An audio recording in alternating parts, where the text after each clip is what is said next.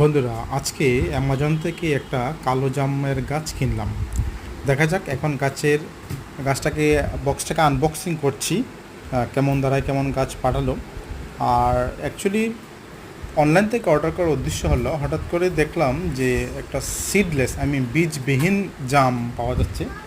সে কারণে আমি অনলাইন থেকে অর্ডার করলাম। না হয়তো আমাদের পার্শ্ববর্তী যে নার্সারিগুলো আছে, পার্শ্ববর্তী যে নার্সারি আছে, ওই নার্সারিগুলোতে যে জাম পাওয়া যায় সেগুলো আমাদের ট্রেডিশনাল যে জাম, ওগুলো বীজ থাকে, অনেক মোটা মোটা বীজ হয়। তাই আমি অনলাইন থেকে করলাম। আর একটা গাছ আমি নার্সারি থেকে কিনেছিলাম, এটা জাম ধরেছে, আমি জাম খেয়েও ফেলেছি 1 বছরের ভিতরে, কিন্তু অনেক বীজ আছে। আর বীজবিহীন গাছ বলে আকৃষ্ট হয়ে করলাম। এখন দেখা যাক গাছটা কেমন, আপনাদেরকে গাছটা বের করে দেখাবো। কি হয় চলুন দেখা যাক বন্ধুরা।